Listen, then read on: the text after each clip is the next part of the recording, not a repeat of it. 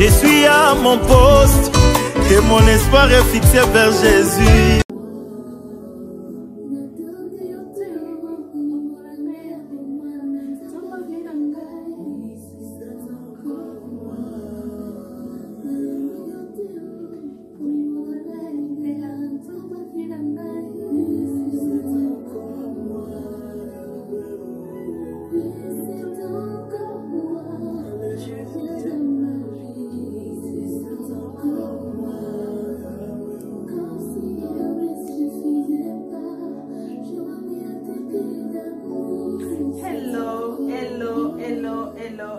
Hello, welcome back to my channel, Féroline, la fille de Dieu. Féroline, la fille de Dieu. Raza essaie, tout est grâce, L'eau les eaux foot, mes frères et sœurs, l'eau les eaux foot, Dieu nous fait grâce. Welcome to my channel, Féroline, la fille de Dieu. N'oubliez pas, mes amis, de s'abonner massivement sur ma chaîne YouTube, Féroline, la fille de Dieu. C'est écrit tout en bas là, Féroline, la fille de Dieu TV. Abonnez-vous et partagez pour la gloire de notre Dieu. Comme je vous avais dit, mes frères et sœurs, sur ma chaîne, on va parler de tout. On va parler vraiment de tout sur ma chaîne YouTube. Aujourd'hui, je suis accompagnée avec notre sœur Esther. Je suis très contente parce que je suis avec notre sœur Esther. On va essayer de partager quelque chose vraiment très important parce que vous étiez nombreux à me demander, vous étiez nombreux à m'envoyer des messages en privé. Vous voulez qu'on parle de quelque chose très important. Donc, je vous présente notre sœur Esther. Bonjour ma sœur Esther. Bonjour ma sœur Féroline. Merci pour l'invitation. Oui, aujourd'hui, en fait, on va parler vraiment... on va essayer de parler de vie de couple. On va vraiment rentrer plus dans le profondeur parce que vous étiez nombreux à nous demander de parler, de rentrer dans l'intimité dans le vie de couple. Dans l'intimité dans le vie de couple, vous étiez nombreux à me demander. Vous voulez qu'on rentre vraiment dedans dans le profondeur. Donc aujourd'hui avec notre sœur, on va vraiment essayer de partager l'intimité dans la vie de couple. Notre sœur Esther, qu'est-ce que vous voulez nous parler aujourd'hui, nous apporter pour les enfants de Dieu qui, moi je sais qu'il y a des sœurs qui sont déjà perdues dans ces moments qu'on est en train de parler. Il y a des sœurs qui ont des problèmes. Il y en a qui ils ont du mal en fait. C'est pour ça qu'aujourd'hui nous les enfants de Dieu, qu'on oublie souvent, il met la Bible en fait à part. Je pense que dans la Bible aussi, aujourd'hui vraiment on va chercher vraiment dans la Bible, on va essayer de vous montrer dans la Bible où c'est écrit. Parce que les enfants de Dieu maintenant, l'intimité dans la vie de couple, c'est vraiment très important. Je ne sais pas si, sœur, en fait, tu es d'accord avec moi. Est-ce que c'est vraiment important pour vous ou c'est pas important? Parce qu'il y a des gens qui vont dire non, c'est pas important pour nous, les enfants de Dieu.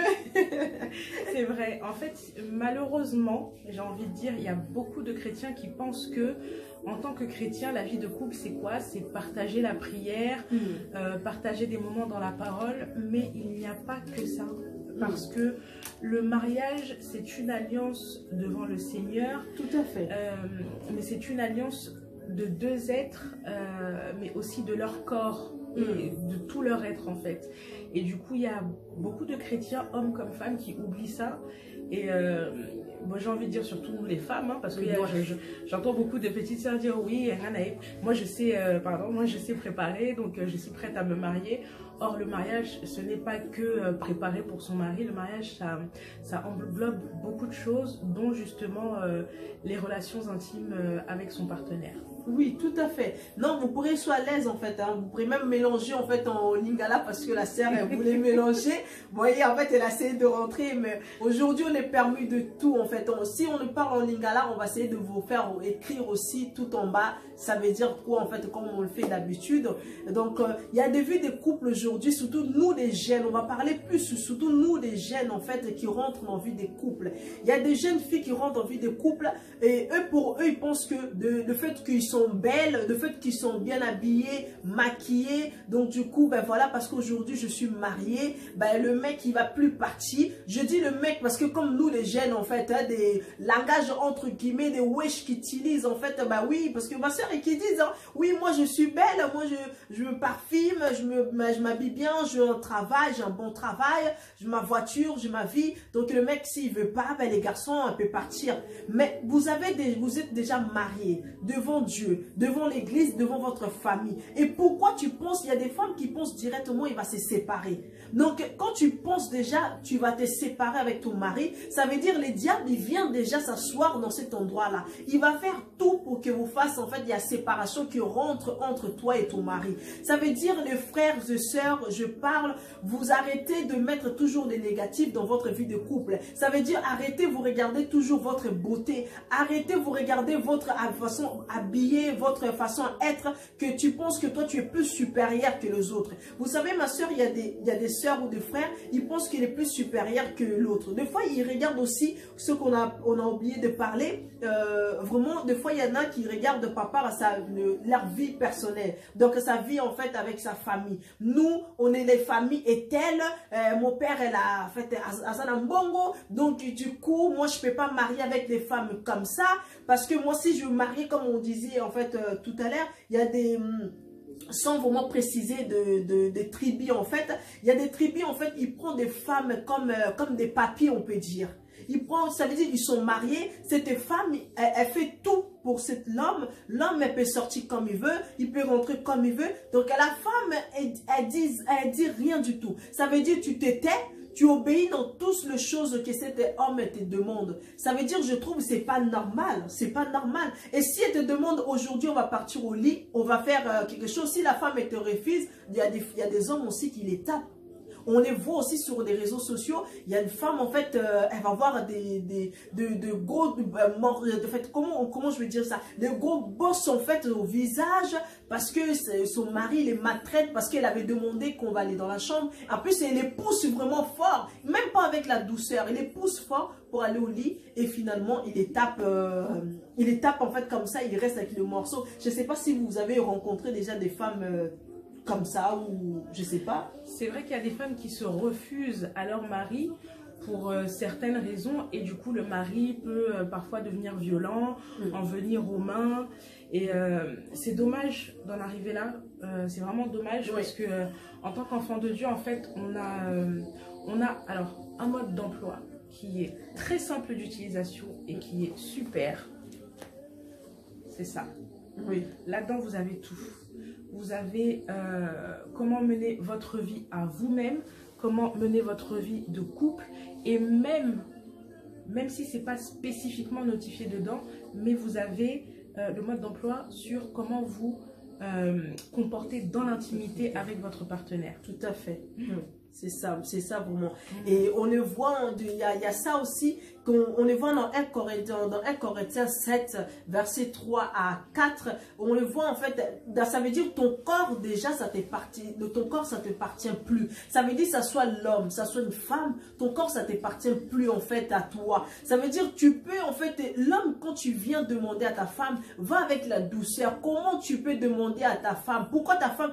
Des fois aussi, il y a des femmes aussi, je pense que peut-être si on les voit dans 1 Corinthiens en fait verset 7, et qu'il nous demande en fait dans la Bible, il nous demande bien l'homme en fait, c'est ça dans 1 Corinthiens, qu'est-ce qu'il nous demande? Alors je lis la parole du Seigneur dans 1 Corinthiens chapitre 7 verset 3 à, on va lire le verset 3 à 5 du coup pour être vraiment complet. Donc il est écrit que le mari rende à sa femme ce qu'il lui doit, et que la femme agisse de même envers son mari. La femme n'a pas autorité sur son propre corps, mais c'est le mari. Et pareillement, le mari n'a pas autorité sur son propre corps, mais c'est la femme. Ne vous privez donc point l'un de l'autre, si ce n'est d'un commun accord pour un temps, afin de vaquer à la prière, puis retourner ensemble, de peur que Satan ne vous tente par votre incontinence. Voilà. C'est vraiment ça. Ça veut dire tout ce qu'on vient vous parler aujourd'hui, c'est vraiment, c'est pas quelque chose que nous, ça nous fait plaisir à venir parler avec vous. C'est quelque chose qu'on a trouvé, moi et la sœur Esther, on a trouvé dans la Bible. On a essayé vraiment de parler dans la Bible avec notre sœur Esther. Donc, je sais pas si sœur Esther, elle peut rajouter quelque chose encore dedans par rapport à ça. En fait, le passage est clair. Le passage est clair dans le sens où, en tant que femme, Tu ne peux pas te dire tous les soirs, quand ton mari rentre et qu'il veut avoir une relation avec toi, dire « Ah non, moi je suis fatiguée, je veux me coucher. Oh mais tu sais, j'ai travaillé aussi, j'ai fait la cuisine, je t'ai servi, t'es bien gentil, mais je suis fatiguée. » Non, t'as pas le droit. Tu peux être fatigué. On est tous des humains. On peut de temps en temps être fatigué. On peut de temps en temps avoir une dure journée. Nous, les femmes, nous avons nos périodes. Il y a aussi le fait que des fois, on a des enfants. Ça nous prend du temps. C'est tout à fait normal. Nous sommes des êtres humains. Mais il faut savoir quand même, je n'irai pas jusqu'à dire mettre cette fatigue de côté, mais considérer la personne qui partage notre vie. Parce que le mariage, c'est l'union de deux êtres. Oui, c'est vrai, c'est l'union de deux êtres devant le Seigneur, mais aussi l'union de deux corps. Et il est dit que lorsque un couple a une relation sexuelle, les anges ne se détournent pas. Et c'est comme s'ils adoraient Dieu. Pourquoi? Parce qu'ils le font dans le cadre du mariage. Yes. Ça, c'est très important. Yes. Voilà. Je pense aussi ce que vous avez dit, peut-être il y a des gens qui vont soit étonnés, ils vont dire comment c'est l'ange qui va venir là-dedans. C'est ça en fait, il y a des gens qui vont dire ah bon, je savais pas. Oui, c'est vrai, c'est ça qui s'est dit dans la Bible en fait. Quand vous êtes deux personnes, vous êtes dans votre chambre, vous traînez, c'est comme si vous traînez adorer Dieu dans ces moments-là.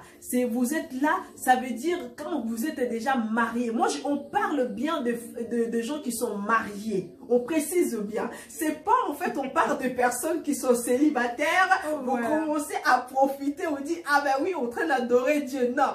Donc moi et sœur Esther, on parle bien, on précise bien pour les femmes et les hommes qui sont mariés, qui sont dans en fait, ils ont l'alliance avec Dieu. Ça veut dire que vous avez, en fait, l'homme, il a ramené la dot dans votre famille et vous êtes parti à l'église et votre pasteur, il vous avait béni votre mariage et là, vous êtes un devant. Et comme dans la Bible, si on retourne aussi dans l'arrière et on le voit aussi dans Genèse, dans les Genèse, c'est vrai, dans les Genèse 5, peut-être tout au début, vraiment, on le voit que Dieu, il avait dit en fait à Adam et Ève, l'homme quittera sa famille pour s'attacher à sa femme. Donc quand Dieu il a dit ça tout au début, qu'en fait Dieu il a demandé ça. Ça dit quand Dieu il a dit déjà l'homme quittera sa famille pour s'attacher à sa femme, ça veut dire que c'est pas ton corps parce que toi, ton corps, il a quitté dans la maison de ta famille. Parce qu'il y en a, en fait, ils pensent que le fait que je suis mariée, je parle de l'homme ou de femme aussi.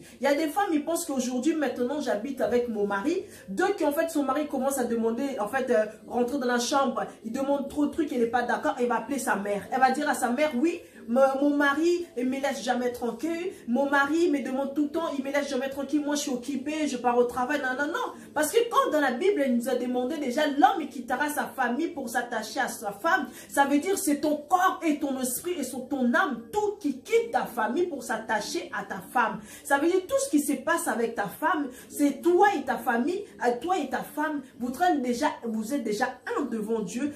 Si vous n'êtes pas d'accord, parlez, vous allez voir un pasteur, votre pasteur. Vous allez parler avec votre pasteur. Si tu vois que ton partenaire, en fait, elle comprend pas, il comprend toujours pas avec devant le pasteur. Ou peut-être la femme, en fait, elle comprend pas.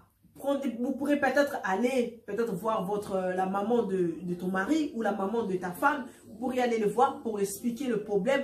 Regardez ça. Mais vous n'allez pas vite directement. Il y a des femmes, des fois, ils manquent de sagesse. Elle va aller voir ses amis. Elle va dire que oui, mon mari, elle me demande tout le temps. Tous les soirs, elle me demande ça. Mais quelque part aussi, je peux pas donner aussi tort aussi à nous, les femmes. Parce qu'il y a des hommes aussi, quelque part, ils abusent aussi, en fait, ma soeur. Il y a des hommes aussi qui demandent aussi trop. Hein, les papas, faut doser un peu. Faut doser aussi les papas. Parce qu'il y a un moment où vous demandez beaucoup. Et faut savoir aussi, il y a des moments, nous, les femmes, on est fatigués aussi. Il y a des moments comme notre sœur aussi, elle l'a dit, on a notre période aussi, ça nous fatigue, on n'a pas de bonne humeur, en fait, on n'est pas bien, on n'a pas envie de parler et déjà tu as fait à manger. En fait, je sais pas, en fait, il faut quand même regarder déjà au début de votre commencement de votre relation. Je pense que vous avez déjà parlé. Je pense que tu avais, je sais pas si tu as connu, il y a des couples que tu peux nous donner peut-être exemple de... Par rapport à, il y a des couples en fait peut-être elle a rencontré déjà au début, je pense qu'il faut déjà parler, faut déjà dire. Exactement. Faut déjà en discuter. En discuter, ça ne veut pas dire passer à l'acte. En discuter, c'est apprendre à se connaître. Et c'est en apprenant à se connaître qu'on sait à qui on a affaire. J'ai rencontré un couple. Bon, quand je les ai rencontrés, ils étaient déjà divorcés. Et la raison du divorce, c'est parce que, et c'est vrai que c'est vraiment dommage, aujourd'hui, il y a des femmes qui sont comme ça, aussi des hommes aussi qui sont comme ça, et pour qui la relation sexuelle, c'est uniquement dans le cadre d'avoir un enfant. Oh non, c'est pas comme ça que ça se passe.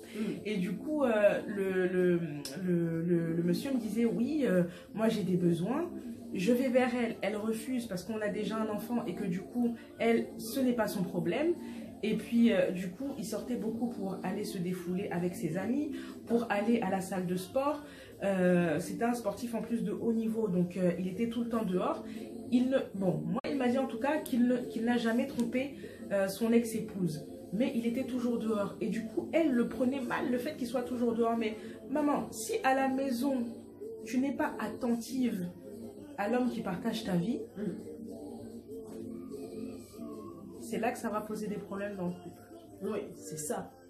Après, j'ai envie de dire, il n'y a pas que ça qui peut poser des problèmes dans le couple. Parce que c'est vrai que des fois, il n'y a pas forcément d'attirance physique. Et ça, il y a plusieurs causes à ça. Il y a des personnes qui vont aller au mariage sans pour autant être attirés l'un par l'autre. Le corps ne fait pas tout, je suis d'accord. Mais ma soeur, mon frère, si tu te mets en couple et que tu décides d'épouser une personne, que tu sais que quand tu vas te réveiller le matin, tu auras la flemme de voir son visage, ça ne va pas aller. Tout à fait. Avant de se marier, avant de poser cet acte, il faut réfléchir. Et il y a aussi une chose qui est très mauvaise et qui est beaucoup entrée dans les couples aujourd'hui, malheureusement, c'est le péché de masturbation. Ça éloigne énormément de couples. Tout à fait. Il y a beaucoup de gens qui demandent, ouais, mais est-ce que c'est vraiment interdit? Est-ce que Dieu ne le permet pas? Alors, que ce soit en couple ou en tant que célibataire, la masturbation, c'est interdit. C'est interdit, oui. Je vais juste lire un petit passage. Dans Proverbe 16, verset 30, « Celui qui ferme les yeux pour se livrer à des pensées perverses, celui qui se mord les lèvres a déjà commencé le mal. » C'est clair, c'est mal. Et quand tu fais ça, en fait, tu déshonores la personne avec qui tu es. Que tu sois un homme, que tu sois une femme. Parce qu'aujourd'hui, on dit, oui, les hommes les femmes aussi se masturbent. Ah oui. Et c'est très mauvais. Parce que tu déshonores la personne avec qui tu es. Et du coup, vu que tu t'auto-suffis à toi-même, tu ne vas plus avoir envie de ton partenaire. Et puis, la masturbation, c'est quelque chose qui peut emmener aussi... des maris de nuit aussi. Exactement. Il y a des maris de nuit et des femmes de nuit aussi qui rentrent aussi directement. C'est pour ça que la femme, excuse-moi ma soeur, c'est pour ça qu'il y a des femmes, en fait, aussi, elle n'a plus besoin de son homme. Et l'homme aussi, elle a plus le plaisir aussi à voir sa femme. Exactement. Parce qu'elle passe déjà son temps déjà de faire des choses qui sont hors de... C'est déjà des bêtises déjà. Donc elle a eu déjà son plaisir, donc elle est déjà détendue, donc elle est déjà tranquille. Donc pour elle, en fait, ou bien pour lui, ça ne dit plus rien. Donc elle ne voit pas pourquoi encore je vais aller faire quelque chose, parce que je viens déjà le faire dans 5 minutes. Et c'est quelque chose qui prend même pas beaucoup de temps. Ça veut dire si ton homme qui te demande, dans la manière en fait douce, dans la manière très gentille, laisse-le faire. Laisse-le faire quelque chose de 5 minutes, 10 minutes. Et l'homme aussi, quand tu viens aussi demander à ta femme, voir aussi les manières, comment tu peux demander à ta femme. Et la femme aussi, tu as droit aussi de demander à ton homme aussi. Ça veut dire que le corps de ton homme aussi, ça t'appartient à toi. La femme aussi, pareil. Tu peux demander aussi à ton homme aussi que tu as besoin de lui. Mais avoir le manière, comment tu peux essayer de le demander. Comment, en fait, pour avoir votre plaisir. On les voit souvent dans les couples. Et c'est ça quelque chose, c'est très important. Il y a des femmes aussi, ils ne sont pas propres, ma soeur. Exactement. Il y a des femmes aussi, ils ne sont pas du tout, elles sont pas propres. En fait, c'est ça que j'avais prêché une fois, j'ai parlé de filles spéciales. Il y a des filles, en fait, des cas spéciaux que j'avais mis, en fait, sur ma chaîne YouTube. Si quelqu'un n'a pas regardé des cas spéciaux, je pense que je vais essayer de le faire encore une fois, si Dieu nous permet, avec ma soeur. avec ma sœur Esther, on va essayer encore le faire. Parce que les femmes, en fait, souvent, ils pensent le fait qu'ils sont maquillés, le fait qu'ils sont parfumés. Et tout ça, ils peuvent trouver un homme comme ça. Et quand ils commencent à habiter avec... ils habitent maintenant dans le même toit avec l'homme. Maintenant, elle laisse faire. Elle s'habille plus pareil, elle va plus se maquiller, elle va plus se coiffer, elle va plus se parfumer, elle commence à laisser comme ça, elle reste toute la journée avec les pyjamas. Je n'ai pas dit en fait que de rester avec les pyjamas toute la journée, c'est mauvais. Donc tu peux rester avec les pyjamas, mais c'est pas tout le temps. Ça veut dire c'est pas que lundi au dimanche que tu vas rester avec le pyjama. Et ça donne pas envie aussi l'homme qui vient vers toi. Ça donne pas envie aussi l'homme aussi qui reste à la maison avec toi. C'est pour ça qu'on les voit les hommes en fait maintenant, ils préfèrent en fait partir dehors, rencontrer d'autres femmes ou bien passer le temps avec des amis, parce que quand ils restent à la maison, elle voit que ma femme elle est toujours en fait en pyjama, ou ma femme elle est toujours au téléphone avec ses copines, elle passe son temps au téléphone, et quand le soir l'homme vient vers lui et vers elle pardon, et là elle est fatiguée. Elle est fatiguée, elle veut rien faire. Et quelque chose aussi, c'est important aussi, ma soeur. Et il y a des fois avant le mariage, je connais quelqu'un, en fait, elle me disait aussi, avant le mariage, elle avait demandé, elle a fait l'alliance avec Dieu. Elle a demandé à Dieu que Dieu, moi, je m'aimerais bien que pendant un an, jusqu'à le jour de mariage, pendant un an, je ne veux pas rencontrer des hommes, je ne veux pas faire les sexes. Je précise bien le mot. Donc, cette femme, elle a fait l'alliance avec Dieu. Elle a dit à Dieu, moi, je ne veux plus rien faire avec tous les hommes. Enlève-moi les désirs de ce monde. Enlève-moi l'envie de sexe. Je ne veux plus faire les sexes. Donc, cette femme, elle a resté pendant un an. Elle a fait l'alliance avec Dieu. Elle a dit, pendant que moi je fais pendant un an, je veux jusqu'à te connaître, je vais marcher avec toi. Pendant là, Dieu, il a envoyé aussi un an, la femme, elle a resté seule. Elle a eu en fait de la tentation, elle a eu de femmes, elle a eu de choses en fait, elle a eu de gens envers elle en fait qui sont venus leur tenter, mais elle était restée ferme en fait dans la parole de Dieu malgré les tentations qui arrivaient. Elle est restée ferme devant Dieu jusqu'à un an plus tard, et elle a rencontré quelqu'un dans sa vie, et quand elle a rencontré quelqu'un dans sa vie, l'homme là elle a rencontré, il s'est marié. Pendant leur mariage, avant voir leur premier enfant, et cette femme, elle n'avait pas vraiment de désir, parce qu'elle avait déjà demandé Dieu, elle avait fait déjà l'alliance avec Dieu, enlève-moi les désirs, enlève-moi l'envie de sexe. Et cette femme, elle avait complètement oublié. Et comme cette femme, elle avait complètement oublié, et c'est là qu'à la longue, son mari commençait à demander, comment ça, tu veux plus faire des choses avec moi et tout ça. Et leur pasteur qui les suivait, cette femme à l'époque, elle a dit que oui, tu as oublié de ça, t'avais dit à Dieu pendant ça. Et elle, en fait, elle s'est souvenue, en fait, des choses qu'elle avait dit à Dieu. Quand elle a demandé à Dieu pardon, elle a demandé à Dieu, maintenant tu m'as donné un homme, maintenant je veux avoir les désirs avec mon mari, je veux maintenant faire l'amour avec mon mari, je veux juste avoir mon mari que lui, je ne veux pas avoir d'autres hommes. Et c'est là qu'il y a quelque chose qui est débloqué dans sa vie. Et c'est là que directement, tout de suite, la femme, elle était tombée enceinte. La femme, la vie s'est passée normal, elle commence à avoir envie de voir son mari. Ça veut dire peut-être il y a quelqu'un dans sa vie, elle a fait cette alliance avec Dieu. Peut-être elle avait dit quelque chose à Dieu aussi. Elle veut pas en fait, elle veut pas faire des bêtises jusqu'à qu'elle va rencontrer un homme de sa vie. Ça veut dire si tu avais fait quelque chose, regarde derrière si tu avais dit quelque chose à Dieu. Quelle chose que tu avais dit à Dieu pour que Dieu il te débloque aujourd'hui, pour que maintenant tu commences à avoir les désirs, envie de faire les sexes avec ton mari. Et c'est ça que ça entraîne à abîmer en fait. Je sais pas si tu veux rajouter quelque chose par rapport à ça. Alors juste oui, pour clôturer, c'est très important. Donc comme a dit la sœur, la femme en question a demandé au Seigneur de lui donner le désir qui lui manquait pour son mari. Il y a beaucoup de gens qui vont se dire, mais c'est quel genre de prière, mais comment est-ce qu'on peut demander ça à Dieu? Dieu, on peut tout lui demander. Tout à fait. C'est pas seulement le créateur divin, c'est ton père. Tout à fait. Comme tu parles avec tes parents, comme tu parles avec Dieu. Donc tu peux très bien lui demander, un exemple tout simple, une petite parenthèse. J'ai emménagé dans un appartement, la décoration pour savoir quelle couleur je devais mettre, j'ai demandé à Dieu. Dieu, tu peux tout lui demander. Donc même la prière, franchement la prière qu'elle a fait, c'est vraiment une prière cohérente, et beaucoup plus de gens devraient avoir le courage de faire cette prière-là. D'accord. C'est vraiment ça, vraiment qu'on voulait parler. Arrive à la fin de notre émission. On voulait vraiment parler aujourd'hui d'intimité dans la vie de couple avec notre sœur Esther. Donc, si vous connaissez un couple qui sont dans les difficultés, ils sont en train de passer des moments très difficiles pour déjà se séparer à cause de l'intimité, dans leur intimité dans leur couple, peut-être vous pourrez l'envoyer. N'oubliez pas vraiment, abonnez-vous massivement sur ma chaîne YouTube et partagez.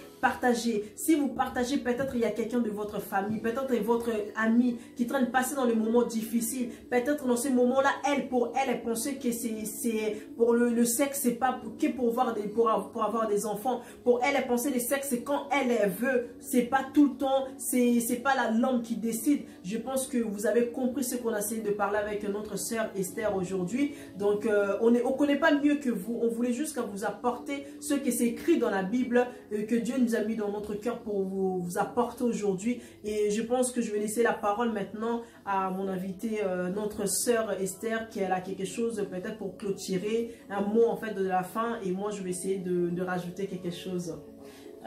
Comme l'a dit la sœur, voilà, on n'est pas mieux que vous, on connaît pas tout, mais encore une fois, voilà, on s'est juste référé aux Écritures, au mode d'emploi pour notre vie en tant qu'enfant de Dieu, en tant que femme en Christ. Et du coup, on espère que ça vous aura édifié, que vous aurez appris beaucoup. Merci en tout cas, ma soeur Féroline, pour l'invitation encore une fois.